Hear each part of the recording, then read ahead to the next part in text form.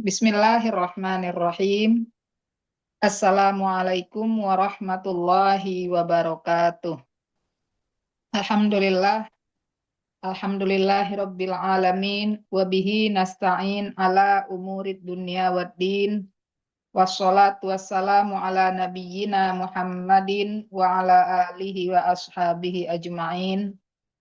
Qala Allahu ta'ala fil Qur'anil Karim. Ya ayyuhan nasu u'budu rabbakumul ladzi khalaqakum wal ladzina min qablikum la'allakum tattaqun. Wa qala Allahu ta'ala fi ayatil ukhra, ya ayyuhalladzina amanu ittaqullaha haqqa tuqatih wa la tamutunna illa wa antum muslimun. Wa qala Allahu ta'ala, inna a'tainakal kautsar fasholli li rabbika wanhar inna syani'aka huwal abtar. Amma ba'du, alhamdulillah kita memuji Allah Subhanahu wa taala atas karunia Allah yang sangat banyak. Tentulah kita memujinya, tentulah kita bersyukur hanya kepadanya, dan dengan sebanyak-banyak dan setinggi-tingginya pujian serta rasa syukur yang dalam kepada Allah Subhanahu wa taala atas karunia Allah yang sangat banyak, tidak bisa dihitung dan tidak bisa disebut. Dan karunia Allah yang sangat banyak itu dimintakan Allah kepada kita dengan bersyukur. Caranya adalah bersyukurnya tidak cukup dengan lisan saja, tapi dengan kita tampakkan pada ibadah kita yang semakin kita tingkatkan baik kualitas maupun kuantitasnya. Karena itu pula lah tujuan Allah menciptakan hamba-hambanya, yaitu liya'budun, agar mereka beribadah. Kemudian sholawat dan salam semoga tercurahkan kepada Rasulullah Muhammad sallallahu alaihi wasallam. Allahumma sholli wa sallim wa barik wa an'im ala Muhammadin wa ala alihi wa ashabihi ajma'in. Semoga tercurahkan keselamatan dan kesejahteraan kepada Rasulullah Muhammad sallallahu alaihi wasallam, juga kepada seluruh keluarganya, istri-istrinya dan anak-anaknya serta keturunannya, dan juga kepada seluruh sahabat-sahabat dan keluarga para sahabat, dan siapa saja yang mengikuti Rasulullah Shallallahu Alaihi Wasallam, yaitu umat Rasulullah yang ittiba kepada Rasulullah Muhammad Shallallahu Alaihi Wasallam. Semoga juga tercerahkan kesejahteraan dan keselamatan untuk mereka. Dan semoga termasuk kita di dalamnya. Assalatu wassalamu alaina. Semoga diberikan Allah keselamatan dan kesejahteraan kepada kita semua. Akhwati fillah wa ikhwani fillah, a'azzani Allah wa iyyakunna jami'a.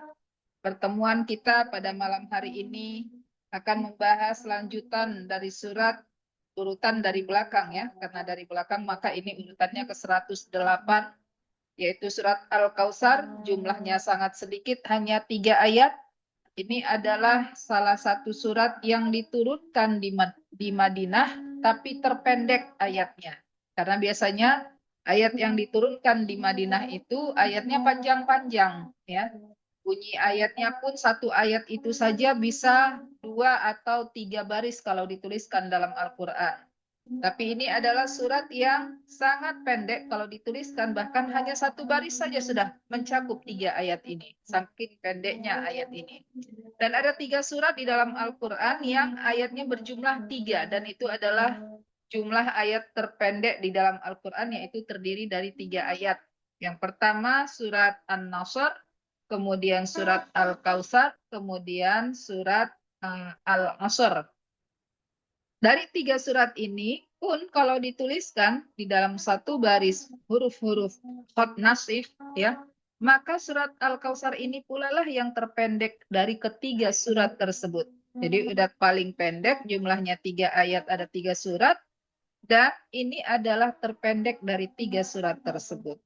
Jadi ayat ini mungkin tidak dihafal atau tidak terhafal ya, karena saking pendeknya. Insya Allah semua kita yang berhadir malam ini sudah hafal semua dengan surat Al-Kautsar yang jumlahnya 3 ayat ini. Nah, dia turun di Madinah, dan saat itu Rasulullah Shallallahu Alaihi Wasallam, tentang kisahnya turunnya surat ini ya, surat Al-Kautsar ini, Saat itu Rasulullah Shallallahu Alaihi Wasallam sedang berada berkumpul bersama para sahabat di masjid, di dalam masjid. Lalu Rasulullah biasanya kalau berkumpul itu kan memberikan tausiah, memberikan pelajaran begitu ya. Nah, di tengah-tengah Rasulullah menyampaikan pelajaran, tiba-tiba Rasulullah berhenti sejenak, menundukkan kepala. Lalu para sahabat mengira bahwa Rasulullah menundukkan kepala karena agak lama begitu.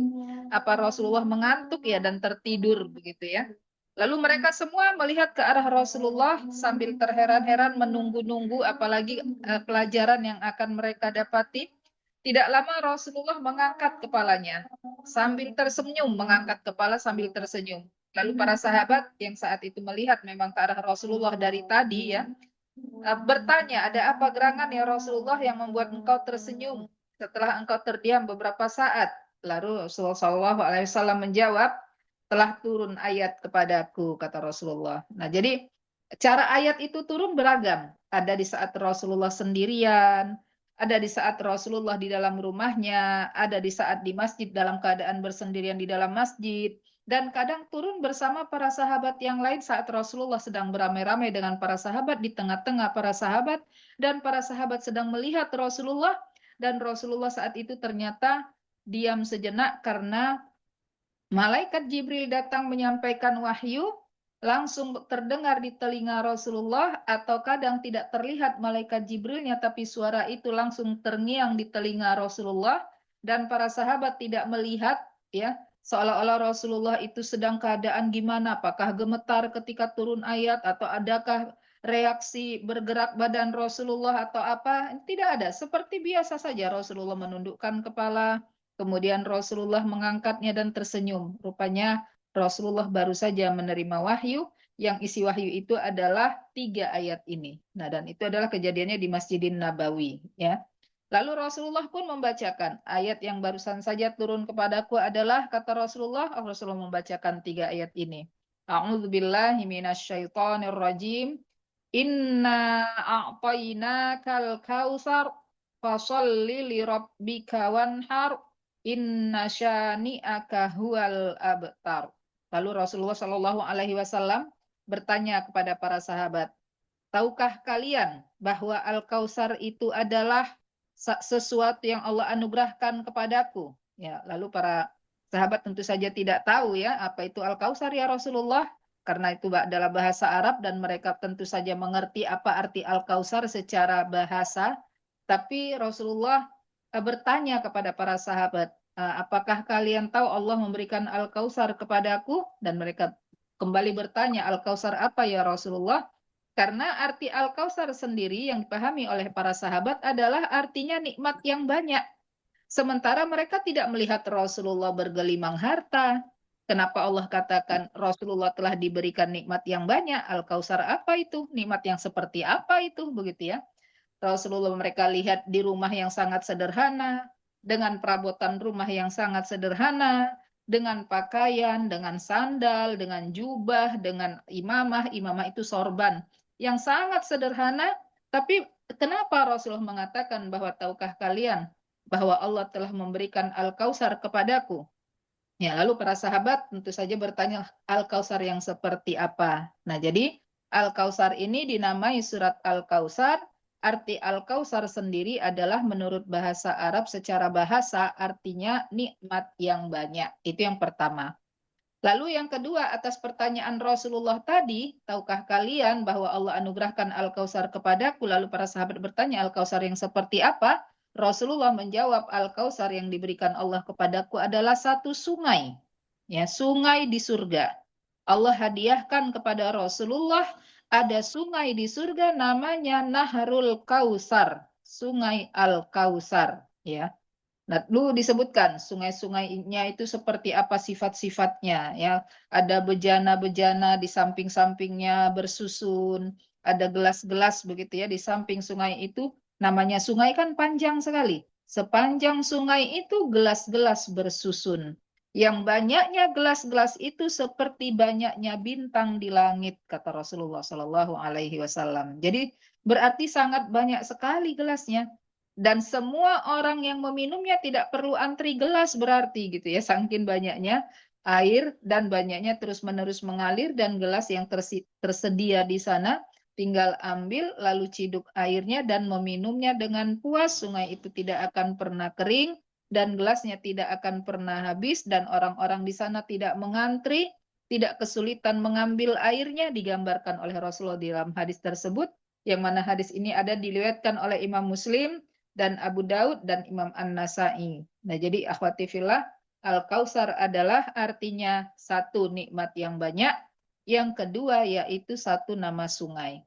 Kemudian yang satunya lagi, sebahagian mufassirin dari hadis mengatakan, para ahli tafsir hadis mengatakan, dia bukan hanya sungai Kausar yang ada di surga, tapi dia juga adalah Haudul Kausar. Haud artinya telaga. Telaga Al-Kausar. Tentu saja berbeda ya kalau sungai itu ya sebagaimana kita tahu kalau haud itu atau telaga itu juga kita sama mengartikan telaga sebagaimana yang dimaksud oleh orang ahli bahasa, bahwa telaga itu tidak mengalir airnya. Kemudian dia satu cekungan yang berada di atas permukaan tanah. Tentu saja berbeda dengan sungai yang mengalir terus airnya tidak pernah habis, panjang, luas, panjang begitu. Sedangkan haud dia terbatas, ya, dia hanya cekungan di atas permukaan tanah.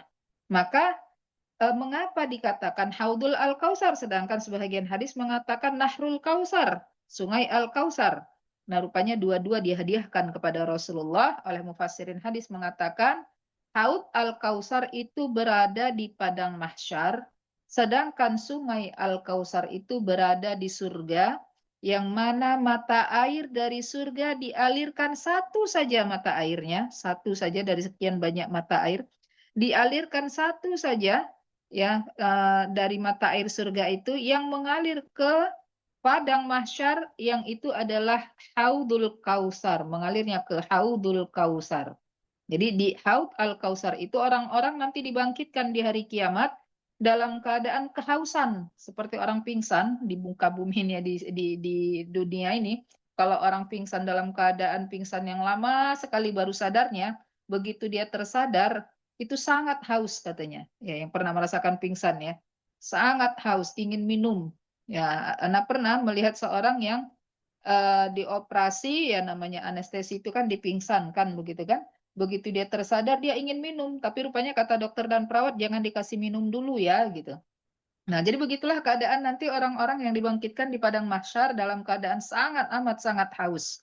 Lalu orang-orang yang dibangkitkan ini, ya kita ini nanti dibangkitkan di padang mahsyar dalam keadaan haus mencari air. Sedangkan padang mahsyar itu adalah satu padang yang rata seperti cermin, tidak ada cekungan ke bawah, tidak ada dekokan ke atas, ya, tidak ada bukit, tidak ada lembah, rata seperti cermin, kaca, dan dibangkitkan di hari kiamat dalam keadaan kehausan, matahari sangat dekat. Ada yang mengatakan sejengkal saking dekatnya. Jengkalnya jengkal mana ini ya? Jengkal manusia dunia tentu saja sangat dekat. Kalau jengkalan manusia di akhirat, maksudnya bukanlah tentu saja satu jengkal benar-benar kita meletakkan satu jengkal di atas kepala lalu ketemu matahari, bukan. Tapi gambaran sangat panasnya hari saat itu dan kehausanlah orang-orang.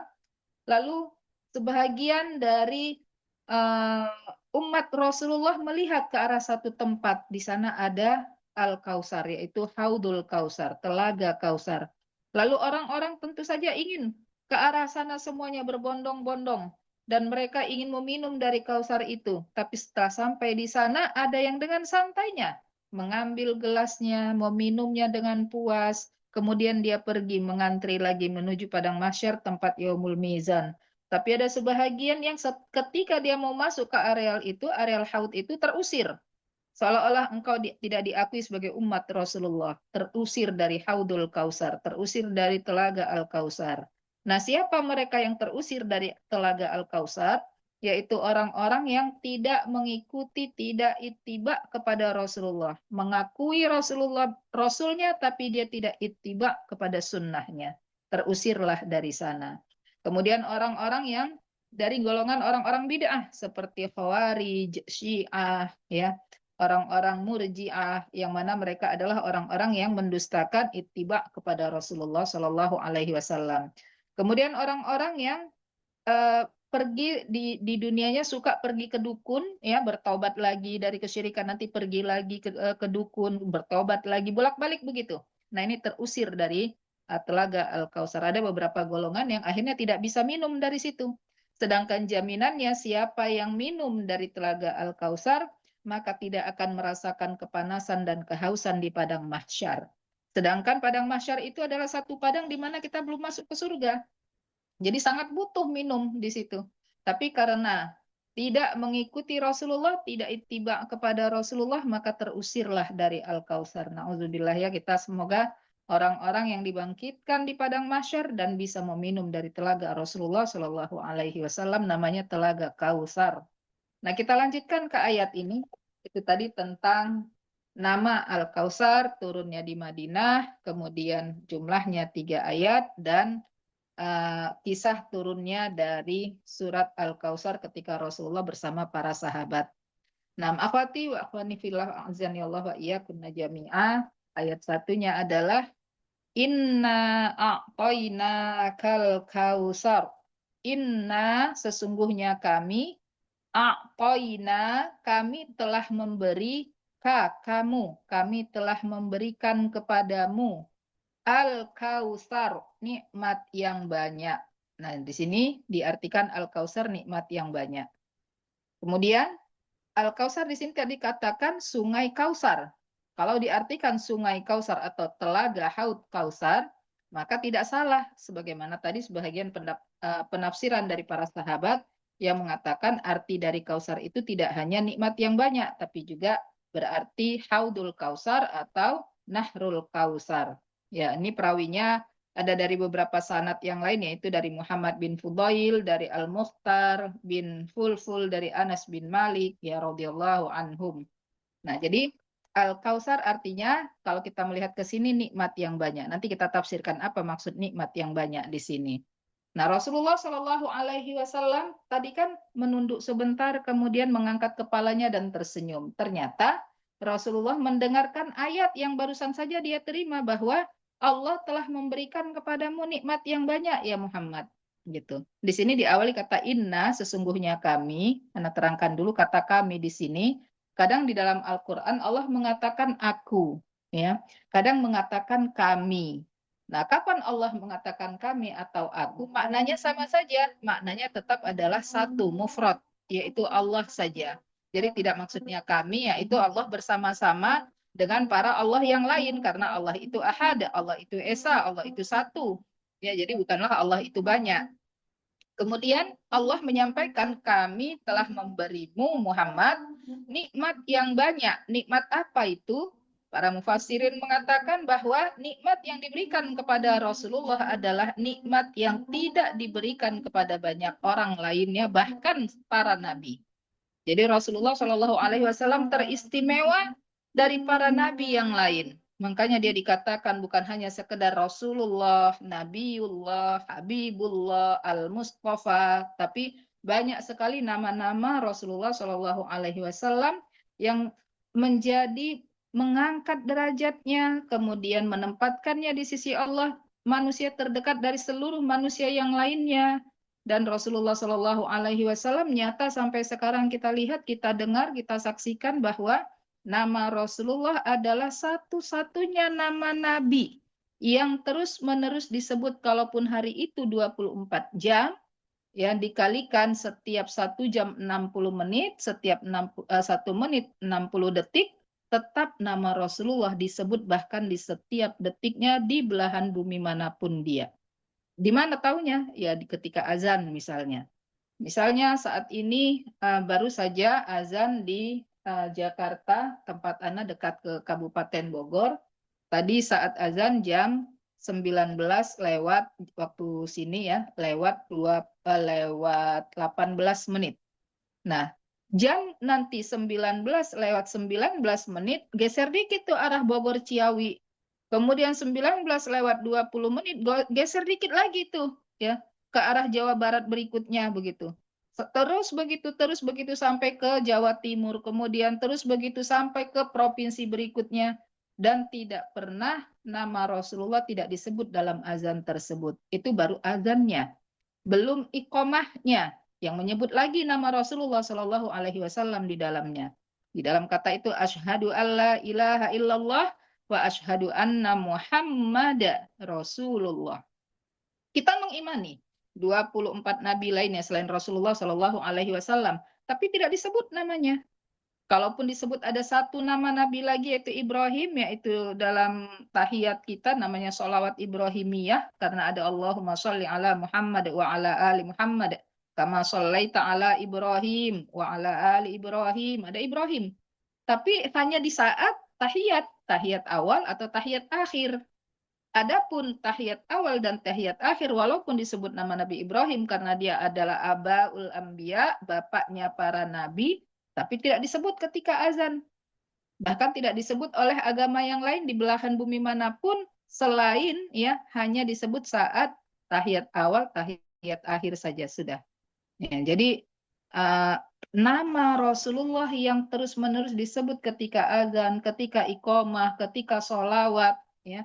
Dan itu kalau di per detik bahkan, mulai dari azannya di sebelah mana, iqomahnya di masjid sebelah mana, di negara mana, di provinsi mana, di kelurahan mana, kemudian sholatnya kita, baik kita sholat tepat waktu atau sholat bergeser waktu, atau kemudian nanti teman kita setelah kita sholat lagi sholat sunnah, dan seterusnya, seterusnya, seterusnya, artinya nama Rasulullah disebut-sebut orang banyak dalam satu detik per detik per detik per detik sampai hari kiamat.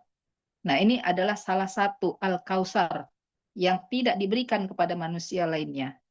Kemudian Al-Kautsar yang dimaksud tadi sungai, ya. Adapun para nabi yang lain tidak diberikan Kautsar oleh Rasulullah Shallallahu oleh Allah Subhanahu wa taala untuk para umatnya minum dari sana. Adapun Rasulullah diberikan Al-Kautsar, sungai dan haud, telaga, yang mana Rasulullah memanggil umatnya, umatku ke sini, kalian minum dari sini, silakan minum, kira-kira begitu ya. Tafadhol, natafadholu. Adapun umat nabi yang lain juga dibangkitkan di padang mahsyar, sama-sama dibangkitkan kita dari semua para nabi yang dengan umatnya masing-masing, hanya saja istimewa lagi di Rasulullah. Duluan Rasulullah dibangkitkan dari nabi yang lain, termasuk umat Rasulullah lebih duluan dibangkitkan dibandingkan umat nabi yang lain. Nah, ketika semuanya sudah dibangkitkan, Rasulullah dapat keistimewaan. Umatnya disuruh minum dari telaganya. Adapun para nabi yang lain, umatnya nggak minum dari telaga nabinya. Kenapa? Karena nabinya nggak dapat telaga dari Allah. Jadi Allah diberikan nikmat yang sangat, memberikan kepada Rasulullah nikmat yang sangat banyak dari sisi namanya, telaga tadi, haud tadi, nahrul tadi, sungai tadi ya. Adapun nikmat yang lainnya sangat banyak. Nikmat memang kita tahu kalau dalam sejarah kita membaca bagaimana Rasulullah juga merasakan tersayat ketika perang, dilempar orang sampai pecah gigi gerahamnya. Kemudian Rasulullah luka-luka juga dengan cara macam-macam, rasa sakit yang dialami Rasulullah akibat hujatan, dalam keadaan Rasulullah Shallallahu Alaihi Wasallam dihina, menangis Rasulullah ya. Tapi bukan berarti Rasulullah mendapatkan begitu kesulitan dan kesengsaraan Allah tidak membantunya. Allah memberikan berupa macam-macam bantuan dengan kiriman misalnya para malaikat di perang Badar, kemudian kiriman yang lainnya lagi bantuan-bantuan Allah yang itu semua di luar dugaan manusia. Kenapa bisa? Karena tentu saja Allah yang telah memberikan pertolongan kepada Rasulullah Muhammad SAW sehingga sekian banyak dakwah yang Rasulullah sampaikan walaupun lebih banyak lagi hujatan, tapi pada akhirnya Rasulullah kembali Fathu Makkah, membuka kota Mekah, memenangkan Mekah kembali ke Mekah, dan Rasulullah akhirnya dikenang di dua kota, yang mana dua kota ini adalah dua kota besar dan sangat diulu-ulukan kaum bangsa Arab Saudi Arabia, yaitu Mekah dan Madinah. Kembali dua-duanya akhirnya Rasulullah dapat Madinah, Rasulullah juga kembali dapat Mekah. Jadi banyak nikmat yang Allah berikan kepada Rasulullah Shallallahu Alaihi Wasallam. Kemudian yang kedua, fasholli li rabbika wanhar. Maka sholli, solatlah, li rabbika, karena Tuhanmu, li kepada atau karena Rabbi Tuhan hanya kamu. Jadi li rabbika, karena Tuhanmu, wanhar, dan berkurbanlah. Nah di sini Allah mau menyampaikan bahwa Rasulullah Shallallahu Alaihi Wasallam sudah diberikan nikmat yang banyak, maka jangan lupa bersyukur begitu ya. Tadi dikasih tanda bahwa Al-Kausar artinya nikmat yang banyak, yang ana garis bawahi ini. Maka sebagai tanda Rasulullah Shallallahu Alaihi Wasallam bersyukur atas nikmat yang banyak itu, apa yang harus dilakukan? Tanda bersyukurnya yaitu sholatlah. Kemudian wanhar, berkurbanlah. Maksudnya tanda ibadah dengan uh, yang terbaik dari ibadah badan kita adalah dengan melaksanakan sholat. Dan ibadah terbaik dari harta kita adalah ibadah berkurban, karena berbagi dengan banyak orang. Nah, jadi Allah mau menyampaikan kalau sudah diberi nikmat itu bersyukur gitu. Dengan cara apa bersyukurnya? Tidak cukup dengan Alhamdulillah ya Allah engkau berikan aku nikmat. Bukan hanya begitu. Tapi Allah perintahkan kita untuk beribadah. Sebagaimana tadi di dalam muqaddimah Ana juga menyampaikan, tandanya kita bersyukur kepada Allah adalah dengan kita beribadah. Beribadahnya di sini, hablum minallahnya sholat, hablum minan nasnya berbagi, berkurban. Berbagi dengan berkurban di sini. Kenapa dikatakan berkurban? Padahal berbagi itu bisa macam-macam. Bisa sodakoh, bisa berinfak, begitu kan? Nah, tapi kalau bersodakoh dan berinfak itu kan tidak ada harganya. Sedangkan kalau berkurban ada harganya. Harga satu kambing, harga satu sapi, harga satu unta, harga satu kerbau, harga satu domba, begitu kan? Jadi ditentukan dengan ukuran kambingnya harus dengan usia yang tepat untuk disembelih. Kemudian tidak boleh yang cacat. Kemudian ketika dia mau disembelih dibacakan takbir dulu. Nah, jadi berbeda dengan keadaan di mana seseorang misalnya eh, banyak uangnya, banyak hartanya, tapi kurang ya dalam berbagi kepada manusia dari sisi kurban tadi. Dia hanya berbagi misalnya, orang sini nggak suka daging kambing, saya mau bagi-baginya ayam gitu. Nggak bisa, tidak dikatakan berkurban. Atau misalnya di daerah kami, misalnya seperti di Jepang ini, tidak boleh berkurban karena ada peraturan dari pemerintah Jepang. Jadi akhirnya kita di sini nggak berkurban, tapi makan sushi gitu ya, makan ikan rame-rame gitu. Nah, itu tidak dikatakan berkurban. Ya, jadi mengikuti wanhar di sini berkurban benar-benar berkurban. Jadi berkurban ini syariat sebagaimana yang kita ketahui sejarah dari bagaimana Nabi Ismail yang hampir saja disembelih oleh Nabi Ibrahim atas perintah Allah. Keduanya menjalankan perintah itu, yang mau menyembelih menjalankan perintah menyembelih, yang mau disembelih pun menjalankan perintah mau disembelih. Ya, tapi atas kuasa Allah tidak jadi penyembelihan itu, Allah ganti dengan kambing, atau ada yang mengatakan bukan kambing tapi domba, wallahu a'lam, tapi kira-kira seperti itu ya, antara kambing atau domba. Jadi Allah mengatakan wanhar, dan sembelihlah kurban di hari raya kurban. Banyak orang tuh hitung-hitungan gitu ya. Boleh nggak ya saya maunya akikah tapi pas hari raya kurban, kata dia. Ya tidak bisa, kurban ya kurban, akikah ya akikah ya. Waktu itu Ana ditanya, Ustazah boleh nggak? Ana waktu kecil, kata dia, belum diakikah sama orang tua karena orang tua katanya dulu ya kurang paham agama gitu ya. Akhirnya merasa nggak penting lah akikah itu, kayaknya nggak wajib gitu. Ternyata sekarang setelah belajar, ternyata akikah itu adalah syariat, bahkan boleh berhutang gitu ya, saking kan sunnah muakkadah, tidak wajib tapi sangat mendekati kepada hukum wajib. Muakkadah itu dikuatkan bagi orang yang mampu, yang tidak mampu boleh berhutang. Saking kan kalau bisa begitu ya, berusahalah gitu. Nah, dia katakan dulu orang tua tidak paham. Padahal kalau dipaksakan ada uangnya. Buktinya kata dia, saya dibeliin waktu kecil, kata saudara-saudaranya ya, dibeliin box bayi yang mahal. Tentu saja harga box bayi itu yang bisa diayun-ayunnya itu nggak usah pakai, kan ada orang zaman dulu itu pakai digantungkan kain di kusen pintu gitu ya. Macam-macam cara orang mengayunkan anak bayi ya. Ini ya boxnya itu bagus begitu sehingga bisa diayun-ayun dengan harga pasti seharga kambing kemungkinan, karena bahannya pun bahan yang kayu bagus, kata dia. Nah, tapi karena orang tua tidak paham, jadi belum akikah, kata dia. Nah, sekarang alhamdulillah Allah beri pula saya rezeki. Maka saya ingin berakikah, kata dia. Tapi malu, udah besar. Jadi supaya nggak ketahuan, kambingnya saya antar ke masjid pas hari raya kurban, kata dia. Nah, ini tidak bisa dikatakan akikah. Akikah ya akikah, kurban ya kurban ya. Dan kurban ini bukan berarti yang penting udah pernah kurban gitu. Misalnya tahun 2024 sudah kurban. Lalu tahun 2025, nggak usah kurban lagi lah, kan udah tahun lalu gitu ya. Fasholli li rabbika wanhar, setelah Al-Kausar. Allah beri nikmat yang banyak, maka sholatlah. Emang kita sholat itu, udah tadi subuh, sekarang zuhur nggak usah lah gitu kan? Nggak juga. Atau misalnya dalam sehari, hari ini sudah 5 kali sholat. Subuh, zuhur, asar, maghrib, isya sudah. Besok mau sholat, akan udah kemarin. Kan nggak begitu. Setiap hari laksanakan kewajiban itu sehari 5 kali gitu kan. Maka kurban juga begitu. Ketika Allah berikan kepadamu nikmat yang banyak tahun ini kurban. Kalau tahun depan Allah berikan kepadamu nikmat yang banyak, maka tahun depan kurban lagi. Di setiap tahun Allah berikan nikmat kepadamu yang banyak, maka tiap tahun kurbanlah. Bahkan para imam mengatakan kalau melihat dari fi'il ini di dalam bahasa Arab disebut dengan fi'il amar. Sholli ini artinya fi'il amar dengan kata perintah sholatlah. Wanhar ini kata perintah berkurbanlah. Di dalam bahasa Arab, kata perintah atau fi'il amar itu hukumnya dua. Bisa perintah bermakna sunnah, bisa perintah bermakna wajib.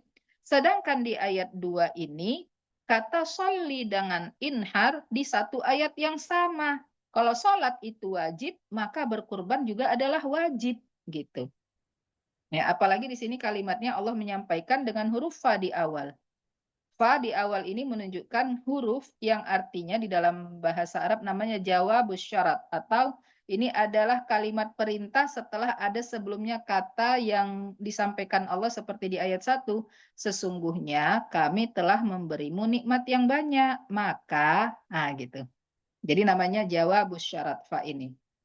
Karena itu, karena kami sudah memberimu nikmat yang banyak, gitu, maka berarti ada maksud Allah. Kalau sudah dikasih nikmat itu, Allah ada maunya. Apa yang harus kita lakukan setelah Allah berikan kepada kita nikmat yang banyak?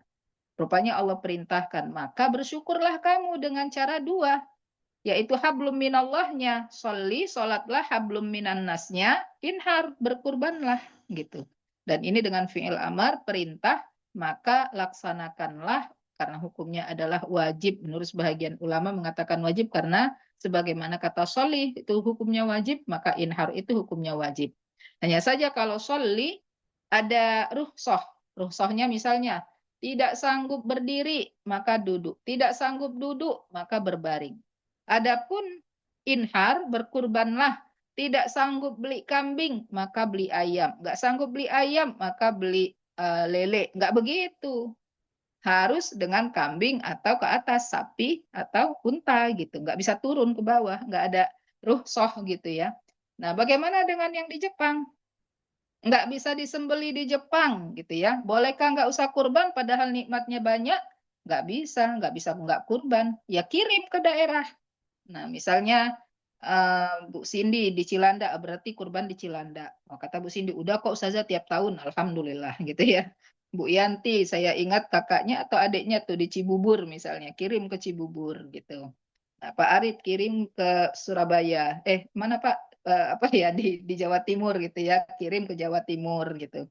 Nah, begitu juga dengan Bu Pri ya, Pak Rahmat. Nah, kirim ke daerah ya, di mana kita bisa melaksanakan kurban-kurban di daerah kita, yang mana hukumnya sama saja. Mau kita berkurban dimanapun, ya. Misalnya kita kurban di tempat saat ini kita, misalnya saat ini berada di Jepang, karena nggak bisa, makanya ke daerah. Nah, daerah tempat di mana kita ya rumahnya di daerah, ataukah itu rumah orang tua boleh, tempat kita sendiri, rumah yang kita tinggalkan boleh, ya. Di mana orang-orang mengenal kita dan mereka menikmati daging kurban dari kita berbagi walaupun kita tidak hadir di sana, orangnya jauh ya di Jepang, tapi kurbannya pelaksanaannya di daerah. Dan itu juga adalah sama saja dengan kata inhar yang di sini setelah Allah berikan nikmat yang banyak. Ya, jadi di mana saja boleh. Misalnya Bu Linda mau kurban di daerah orang tua gitu. di satu tempat di mana di Indonesia. Kemudian, udah tahun ini di tempat orang tua, tahun depan di tempat mertua misalnya, atau di tempat di mana ya ditukar-tukar gitu ya, boleh silahkan ya. Apalagi kalau kita tahu di daerah tempat eh, yang kita mau tuju ini kurban ini adalah di mana di sana orang-orang jarang makan daging gitu ya. Ya, kalau misalnya saya nih aja contohnya di tempat saya nih tinggal di Villa Mahkota daerah Bojongkulur dekat dengan Kabupaten Bogor, itu di kompleks saya setiap tahun kambing 40 ekor di komplek ini ya, banyak sekali orang kurban maunya kambing begitu karena atas nama dia sendiri. Sapi saja kadang-kadang pernah saya lihat 23 ekor. Kalau 23 ekor kali 7 satu sapi sudah berapa orang? Berarti sudah ratusan orang kurban di komplek ini. Sehingga kadang panitia itu kalau sudah membagi setiap rumah itu dapat ya, baik itu yang berkurban atau yang tidak berkurban, yang kaya ataupun yang miskin, yang muslim bahkan yang non muslim pun dapat. Itu isi satu plastiknya itu besar-besar ya, sampai 5 kiloan begitu. Banyak-banyak isinya. Sementara di daerah ya, misalnya saya daerah lahir saya dari Sumatera. Di daerah saya itu kadang masjidnya itu kurbannya kambing 2 ekor, sapi 1 ekor, dan dibagi untuk sekian orang sehingga satu rumah itu kadang udah termasuk kulit, tulang, dagingnya dikit banget gitu.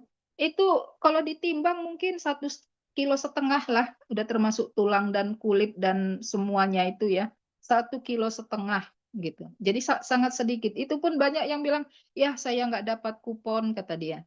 Kenapa ya? Karena nggak kenal panitia masjidnya kali kata mereka begitu. Jadi banyak kasihan nggak dapat. Sementara di tempat saya tinggal di ini ya Kabupaten Bogor ini orang sampai banyak sekali yang nggak mau dicantolin gitu di pagarnya. Orangnya karena hari raya kurban kan banyak jalan-jalan keluar kota gitu ya. Dicantolin di pagarnya. Bu, kok belum diambil tuh? Udah maghrib, takutnya ada kucing ngambil. Ibu kemana gitu? Oh, saya lagi pulang kampung. Udah Pak, ambil aja buat Bapak, kata dia ke security. Security-nya bilang, aduh maaf, kulkas saya udah penuh Bu. Saya juga dapat dari ibu yang blok sana, blok ini. Aduh banyak sekali. Sampai ditolak-tolak loh. Sampai di nggak mau, sangkinkan orang-orang yang sudah terbiasa makan daging. Karena itu silahkan jika mau kurban, boleh dilaksanakan di daerah-daerah, apalagi kalau kita tahu daerah tersebut adalah daerah-daerah yang eh, banyak orang menengah ke bawah begitu ya, atau orang miskin, orang fakir yang jarang makan daging di sana. Jadi itu lebih mengena kepada tujuan inhar itu sendiri. Ibadah yang mana kita beribadah kurban, dan ibadah kurbannya itu sembelihan dagingnya itu diterima orang dengan senang, bukan dengan ditolak-tolak, nggak mau, seolah-olah tidak menghargai pemberian begitu. Kemudian yang ayat 3-nya. Inna syani huwal abtar. Inna sesungguhnya syani aka yang membencimu. Huwa dia al abtar yang terputus. Nah ayat 3 ini seolah-olah nggak nyambung ya sama ayat 1 dan 2. Sebahagian orang, Ana bahkan juga sering mendapat pertanyaan, kenapa ayat 3 ini kalimatnya sesungguhnya yang membencimu dialah yang terputus. Padahal di ayat 1, sesungguhnya kami memberimu nikmat yang banyak, maka sholatlah dan berkurbanlah di ayat 2-nya. Sesungguhnya yang membencimu dialah yang terputus, seolah-olah apa hubungannya dengan ayat 1 dan 2 begitu. Nah, di sini ketika Rasulullah Shallallahu Alaihi Wasallam yang tadi Rasulullah tersenyum itu ya, ternyata ini ada hubungannya dengan surat Al-Lahab yang waktu kita sudah membahas beberapa eh, sebulan yang lalu kalau saya tidak salah ya, yang mana kita membahas di sana tentang eh, jahatnya Abu Lahab kepada Rasulullah Shallallahu Alaihi Wasallam, yang istrinya juga mendukung kejahatan suaminya untuk menghentikan dakwah Rasulullah Shallallahu Alaihi Wasallam. Rasulullah Shallallahu Alaihi Wasallam masih terngiang-ngiang ejekan Abu Lahab ketika anaknya, eh, anak Rasulullah ada 7, yang laki-laki 3, yang perempuan 4, yang laki-laki 2 dan perempuan 4 itu dari istri Rasulullah yang bernama Khadijah, Ummunah Khadijah, istri pertama Rasulullah, dan 1 anak laki-laki namanya Ibrahim itu dari budak Rasulullah dengan budaknya yang bernama Maria Al-Qibtiyah dari Egypt, dari Mesir ya. Nah, jadi Rasulullah Shallallahu Alaihi Wasallam ketika di Mekah lahir anaknya enamnya lahir di Mekah, 4 perempuan, 2 laki-laki. Yang 2 laki-laki meninggal di waktu masih kecil. Ada yang mengatakan usianya belum balik. Kalau orang Arab mengatakan kecil itu belum balik. Tapi usianya belum balik itu entah itu 6 tahun, entah itu 7 tahun, entah itu 8 tahun. Ana tidak mendapatkan angka pastinya. Baik yang namanya Abdullah ataupun yang namanya Ibrahim, yang namanya Qasim. Nah, yang Qasim dan Abdullah ini ketika wafat, orang di sekitar Rasulullah, khususnya paman Rasulullah, ya, orang di sekitar Rasul itu orang-orang kafir Quraisy Mekah, dan paman Rasulullah itu senang sekali, ketawa-ketawa mereka ketika Rasulullah eh, meninggal anaknya itu dalam keadaan digendong begitu menuju ke pemakaman, jadi tidak pakai keranda, langsung di tangan Rasulullah, digendong Rasulullah menuju ke pemakaman, dan Rasulullah ditemani beberapa orang saja. Itu Abu Lahab saat itu ketawa-ketawa, ketawa dengan girangnya, senangnya. Padahal itu pamannya, kan kalau paman berarti anak Rasulullah adalah cucu juga kan begitu ya. Bukannya dia turut berduka atas meninggalnya cucunya, malah dia ketawa-ketawa sambil mengejek Rasulullah. Anta batrun, dia bilang. Batrun itu artinya engkau terputus Muhammad, engkau terputus Muhammad begitu. Jadi abtar ini bentuk jamak dari batrun. Batrun artinya terputus. Terputus maksudnya adalah terputus nasabnya. Karena orang Arab itu kalau punya anak laki-laki, setiap lahir anak laki-laki itu bahagianya berbeda dengan kalau lahir anak perempuan. Kenapa? Karena anak laki-laki itu pewaris, dia anggap begitu. Mulai dari pewaris nasab, pewaris harta, begitu ya. Jadi pewaris nama juga. Jadi mereka menganggap dengan meninggalnya Qasim, yang pertama meninggal Qasim dulu itu, waktu itu mereka ketawa, senang karena Rasulullah Muhammad SAW mereka menganggap tidak punya anak laki-laki berarti terputus walaupun punya anak perempuan banyak gitu ya. Kemudian meninggal lagi Abdullah. Ketawa lagi Abu Lahab ini dengan girangnya Abu Lahab mengatakan anta batrun, engkau terputus Muhammad, engkau terputus Muhammad begitu. Lalu tidak lama lahir Ibrahim dari Maria Al-Qibtiyah dan meninggal juga. Nah, saat Ibrahim meninggal, Rasulullah Shallallahu Alaihi Wasallam agak lama nangisnya dibanding dengan ketika Abdullah dan Qasim yang meninggal, karena ejekan Abu Lahab ini betul-betul membuat Rasulullah menangis dan mengatakan abtar, bukan lagi batsrun, anta abtar, engkau eh, terputus sudah 3 anakmu laki-laki dan semuanya meninggal, terputus engkau. Jadi kata Allah Subhanahu wa taala ketika Rasulullah mengingat kata-kata Abu Lahab ya, lalu dihibur Allah dengan kata sesungguhnya orang yang membencimu dialah yang terputus. Jadi bukanlah orang yang mengejekmu walaupun dia punya anak laki-laki gitu ya, punya anak laki-laki lalu dia tidak terputus sedangkan engkau tidak punya anak laki-laki lagi, maka engkau terputus, tidak, tapi dibalik. Sehingga ketika Abu Lahab ya, karena lupa nama anak Abu Lahab ada 1, tapi dia dipanggil Ibnu Abu Lahab, tapi sebetulnya dia tidak suka dengan sebutan itu karena dia akhirnya masuk Islam, anaknya Abu Lahab ini. Dan Abu Lahab tetap dalam keadaan kekafiran sampai wafatnya, ya. Dan benar-benar dalam keadaan dilaknat Allah dengan kata tabbat siyada abi lahabi watab di surat Al-Lahab. Dan anaknya Abu Lahab ini ketika masuk Islam mendengar ayat surat Al-Lahab atau dia ketika sholat berimam berjamaah begitu ya dan imam membaca surat Al-Lahab tentang bapaknya yang dilaknat Allah begitu di dalam surat itu karena dia sudah muslim kan jadi dia sholat dia menghafal surat Al-Lahab dan menjadi makmum ketika imam membaca surat Al-Lahab kadang dia menangis tapi sambil membenci begitu. Kenapa begitu bapaknya ini orang yang sangat membenci dakwah Rasulullah Muhammad dan tidak mengakui Allah sebagai Tuhannya begitu. Nah, terputus anak dari bapak. Kenapa? Anak muslim. Bapak non-muslim. Terputus seperti apapun doanya, anak ini tidak bisa nyambung ke bapaknya. Kenapa? Karena bapaknya wafat dalam keadaan tidak Islam.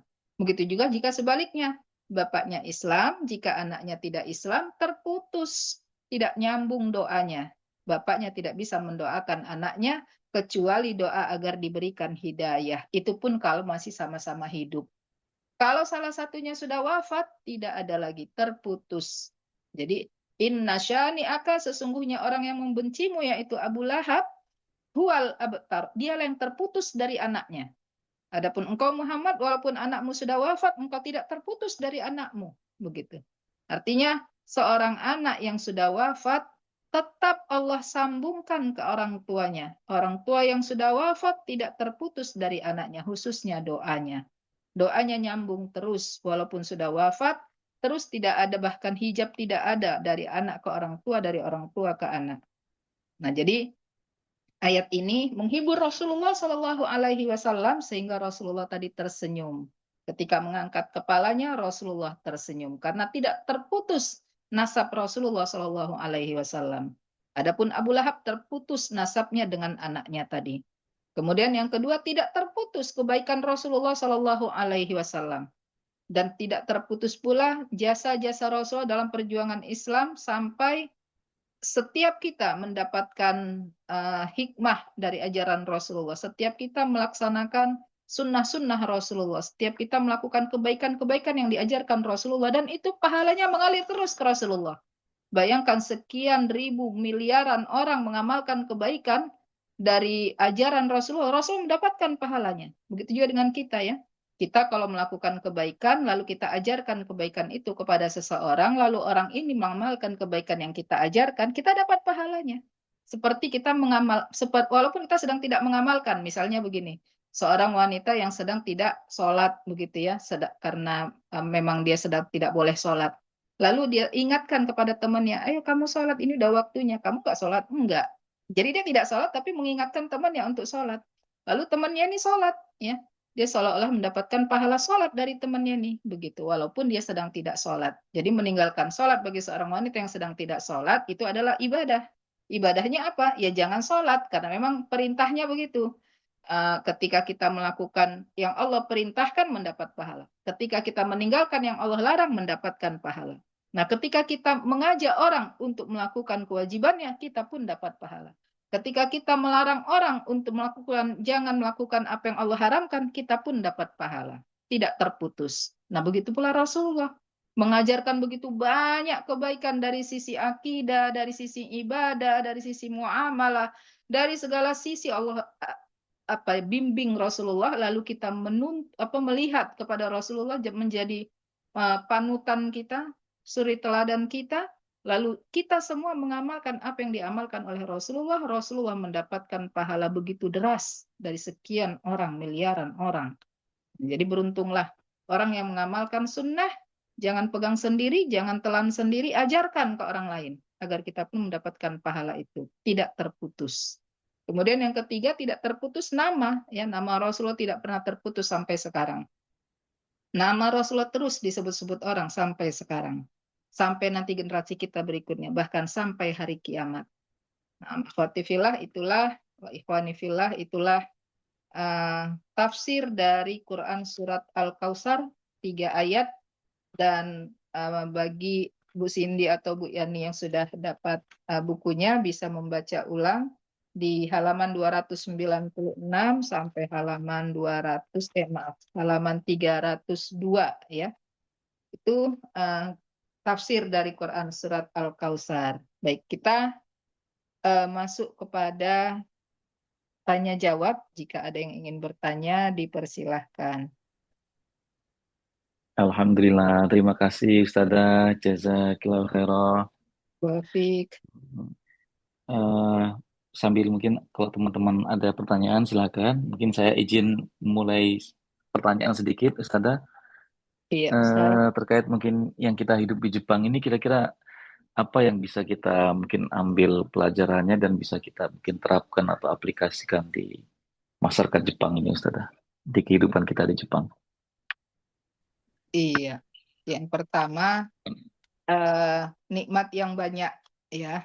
Nikmat yang banyak dari sisi yang kita rasakan sekarang, sehat, kemudian bisa mendapatkan pekerjaan di luar negeri, itu berbeda dengan dalam negeri, itu nikmat yang banyak. Kemudian bisa menjadi orang yang lebih baik dari orang yang lain ya di mata manusia itu adalah nikmat yang banyak, maka bersyukur dengan jangan sampai di negara minoritas muslim gitu ya yang sudah Allah berikan nikmat yang banyak di sana tapi kurang melaksanakan perintah Allah yang di ayat 2, yaitu kurang melaksanakan sholat dan kurang melaksanakan inhar, kurban, ya berbagi begitu. Karena itulah bentuk bersyukur dengan badan, fisik, jasad, yaitu sholat, dan berkurban itu adalah bentuk bersyukur dengan harta, karena harta. Jadi dengan harta, dengan jasad kita bersyukur itu sesempurnanya ibadah gitu, sesempurnanya ibadah. Jadi eh, tidak ada alasan berarti tidak bersyukur kalau sudah diberikan nikmat yang banyak. Kata banyak di sini ya kita tinggal melihat apa ya, kalau di Indonesia kan ada UMR gitu ya, yang mana orang-orang pendapatannya di bawah UMR gitu. Nah, kalau di atasnya berarti kan sudah dikatakan nikmat yang banyak. Eh, Kalaulah orang, ya memang kehidupan di Jepang juga eh, butuh biaya sangat banyak begitu ya. Tapi tetap dikatakan itu nikmat yang sangat banyak. Nah, yang Ana lihat, yang kalau Ana lagi ke sana begitu ya, banyaknya orang melalaikan dua ibadah ini kebetulan memang keduanya itu dianggap sulit gitu ya. Misalnya kita sulit sholat di Jepang kecuali lagi di rumah kata dia. Kenapa ya? Karena sulit dapat musola, sulit dapat masjid, sehingga kadang sholatnya itu nggak nentu. Kadang subuh, kalau subuh insya Allah lah, isya insya Allah lah gitu ya. Tapi zuhur asar itu suka terlalaikan begitu. Nah jadi tidak ada alasan walaupun berada di negeri minoritas Muslim untuk abai dari sholat. Alhamdulillah kalau Bapak Ibu yang hadir malam ini saya yakin tidaklah orang yang mengabaikan sholat ya. Kemudian tentang inhar itu juga sama ya. Anda pernah bertanya ke beberapa orang-orang yang di sana bahkan inhar itu kan berkurban gitu ya. Bahkan bayar fidyah. Kalau kurban kan nyari kambingnya, pasti di sana harga kambing mahal. Terus dipotong dengan peraturan di Jepang yang harus di rumah potong gitu kan. Nah sehingga akhirnya banyak yang ya udahlah kita bukan nggak mau kurban, tapi kan memang di sini nggak bisa. Terus udah abai gitu, tanpa berusaha mencari ke negara lain. Nah apakah termasuk orang yang tidak bersyukur dengan nikmat yang banyak jika dia lalai dari sholat dan lalai dari berkurban? Iya, dikatakan tidak bersyukur. Dan Allah menjanjikan la in syakartum la azidannakum. Sungguh jika kalian bersyukur, aku akan tambahkan. Wala in kafartum inna adzabi lasyadid. Quran surat Ibrahim ayat 7. Jika kamu kufur, maksudnya kufur di situ bukan jadi orang kafir, tapi kufur nikmat, ingkar dengan nikmat. Maksudnya ingkar nikmat, kufur nikmat itu apa? Tidak bersyukur. Tidak bersyukur dengan maksudnya apa ya? Tidak sholat atau kurang melaksanakan perintah Allah gitu ya. Khususnya sholat dan kurang bersyukur dengan tidak berbagi gitu. Nah, jadi Ana rasa walaupun memang kebetulan yang dua ini bisa dijadikan alasan tinggal di Jepang itu bukan nggak mau sholat tapi nggak dapat tempat gitu. Ya bukan nggak mau sholat tapi bukan nggak mau kurban tapi memang di sini nggak bisa sembelih hewan sembarangan gitu. Nyembelih ayam aja ada aturannya apalagi kambing begitu. Nah, jadi eh, tetap tidak dijadikan alasan ketika perintah Allah itu datang, maka kita mencari cara gitu. Mencari cara untuk tetap menjadi hamba Allah yang aman tu billah, beriman kepada Allah, wa ta'atihi, dan taat kepada perintahnya. Kemudian, ya mungkin tentang sesungguhnya orang yang membencimu dialah yang terputus tidak kita rasakan bagi orang yang punya keturunan gitu kan. Tapi kalau Rasulullah Shallallahu Alaihi Wasallam merasakan bahwa memang benar-benar tentang keturunan. Tapi kalau kita, jika ada orang membenci kita karena ketaatan kita, misalnya kita ingin melaksanakan ketaatan di tengah-tengah di Jepang gitu yang minoritas Muslim. Mulai dari kita taat, mereka kan orang-orang yang patuh ya dengan peraturan, disiplin, tertib begitu kan. Tapi tidak dalam hal beragama. Nah, kita dalam hal beragama nih, misalnya kita sholat seperti yang saya rasakan waktu itu, betul-betul di samping mobil gitu ya. Jadi ngembangkan sajadah di parkiran di dekat Lawson kalau nggak salah. Kemudian sholat, ya memang jadi diliatin orang. Diliatin orang kayak jadi pusat perhatian juga akhirnya ya, karena nggak dapat tempat begitu. Mencari tempat nggak ada. Kemudian saya pernah merasakan sholat di Tennoji, di dekat taman, di apa ya, Taman Tennoji itu. Jadi di atas rumput begitu ya. Kemudian tapi kita udah cari taman itu pun mojok begitu, tidak di tengah-tengah, tapi tetap saja ada orang yang lewat dan melihat. Nah, jadi ya dimanapun kita, kapanpun, ya ketika tiba waktu sholat, maka kita harus sholat begitu. Karena kalau berusaha mencari musola tidak dapat juga. Jadi memang itu salah satu alasan sehingga banyak orang yang memang betul kalau dipikir-pikir gitu ya, pantaslah ya, saya pikir begitu, banyak orang yang ke Jepang itu banyak yang tidak sholat, atau orang baik itu turis ataupun orang yang bekerja, seperti beberapa orang yang anak tanya, eh, dia pekerjaannya kalau saya tidak salah di restoran gitu. Alasannya ya restoran tidak ada bisa tempat walaupun kecil untuk sholat, dia bilang. Kemudian tidak ada waktu karena terus-menerus melayani orang, tidak ada waktu untuk sholat. Kebetulan dia ya orang yang kerjanya di tempat yang non-muslim. Tapi kalau restorannya misalnya di Naniwaya Ramen, ya pasti bisa sholat. Ya karena memang itu restoran muslim begitu. Ya jadi Ana rasa itu untuk teman-teman akhwati fillah wa ikhwani fillah yang berada di Jepang. Baik, terima kasih Ustazah. Jazakillahu khairan. Dan Ustaz Afwan juga jika Nah, salah menyampaikannya. Mungkin, tapi Ana yakin yang di sini sudah tidak melalaikan sholat, insya Allah. Ya. insya Allah Ustaz. Iya. Maka Nah, teman-teman silakan yang lain bila ingin kalau ada yang mau ditanyain ke Ustazah bisa langsung atau mau di chat juga silakan. iya boleh. Iya. Eh, ini dari Ustadz ya. Bila ada yang ini Iya. tanyakan bisa secara langsung. Oh iya. Iya. Ana baru membuka chat. Nah, Ana rasa jika tidak ada maka kita cukupkan sampai di sini karena di Jepang juga sudah jam 10, sudah malam Baik. ya.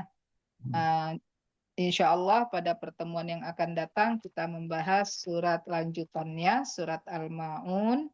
Dan mudah-mudahan Baik. sudah ada buku. Kalau belum ada ya kembali seperti ini juga. Kita membahas dengan ditampilkan slide seperti tadi insya Allah. Nah, mungkin kita tutupkah atau ada lagi Ustaz? Ya, kalau nggak ada mungkin silakan Ustazah bisa ditutup dengan doa juga. Iya, kita tutup Baik. dengan doa kafaratul majelis. Subhanakallahumma Subhanallah. bihamdika. Subhanakallahumma wa bihamdika. Asyhadu an la ilaha illa anta. Astaghfiruka wa atubu Astaghfiruka wa ilaik. atubu ilaik. Indah, Bu Hanifah, Hai. Bu Putri. Kalau ini akhwati wa ikhwani fillah, Hai. Assalamualaikum warahmatullahi wabarakatuh.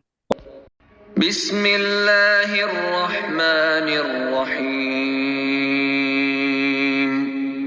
Inna a'tainakal kautsar. Fasalli li rabbika wanhar. Inna shani'aka huwal abtar. Bismillahirrahmanirrahim.